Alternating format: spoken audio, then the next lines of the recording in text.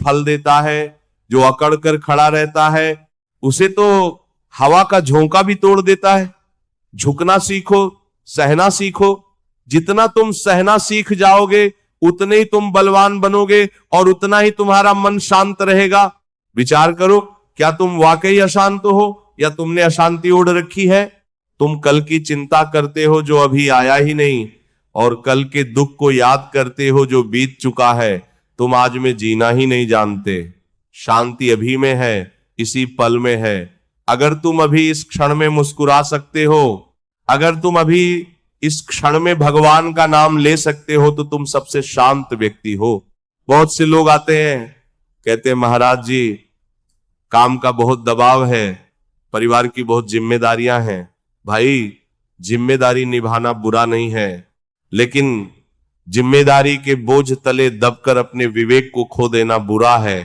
तुम अपना कर्तव्य करो, लेकिन फल की चिंता उस पर छोड़ दो। जब तुम परिणाम के प्रति आसक्त हो जाते हो तब अशांति जन्म लेती है। तुम बस अपना सर्वश्रेष्ठ दो और कहो राधे अब तुम्हारी इच्छा। फिर देखो तुम्हारे कंधे से सारा बोझ उतर जाएगा और तुम बिल्कुल हल्का महसूस करोगे। मन को वश में करने के लिए आहार पर भी ध्यान दो। जैसा अन्न वैसा मन। अगर तुम तामसिक भोजन करोगे, दूसरों को सताकर कमाया हुआ धन खाओगे, तो मन कभी शांत नहीं हो सकता। शुद्ध शाकाहारी भोजन, ईमानदारी की कमाई और प्रभु का प्रसाद समझकर जो ग्रहण करोगे वो तुम्हारे मन में सात्विकता लाएगा। सात्विक मन ही शांति का अधिकारी होता है। एक बात और गांठ बांध लो, कभी किसी का दिल मत दुखाना। अगर तुम्हारी वजह से किसी की आंखों में आंसू आते हैं तो वो आंसू तुम्हारी शांति को जलाकर राख कर देंगे। सबके भीतर उसी एक परमात्मा को देखो। जब तुम सबको अपना मानोगे तो घृणा और द्वेष के लिए कोई जगह नहीं बचेगी।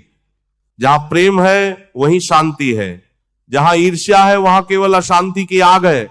साधु का जीवन देखो, उनके पास क्या है? न कोई बैंक बैलेंस, न कोई महल, फिर भी वो दुनिया के सबसे सुखी और शांत व्यक्ति हैं। क्यों?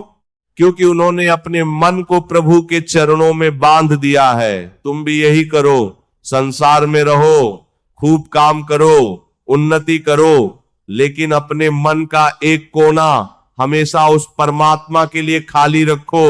जैसे जल में कमल रहता है, रहता तो जल में ही है पर जल उसे छू नहीं पाता, वैसे ही तुम इस संसार में रहो, लेकिन संसार की कीचड़ तुम्हारे मन को छू न पाए।